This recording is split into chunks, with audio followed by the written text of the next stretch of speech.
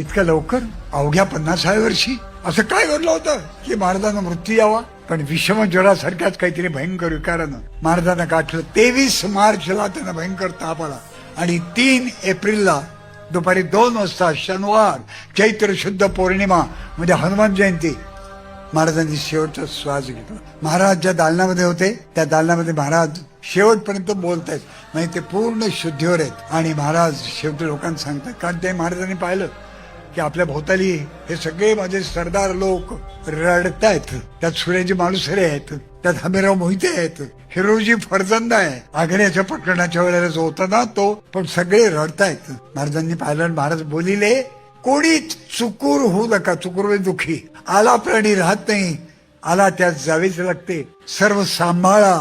आता आम्ही श्रीचे स्मरण करतो, तुम्ही सर्व बाहेर जा. म्हणून त्या दालनात सगळ्यांना बाहेर जायला सांगितलं. आणि आता आम्ही देवाचं नाव घेतो, ते जा म्हणून म्हटलं. सगळे पण बाहेर पडायला लागले. रडत होते, हुंके देत होते, पदर डोळ्याला लावलेले होते.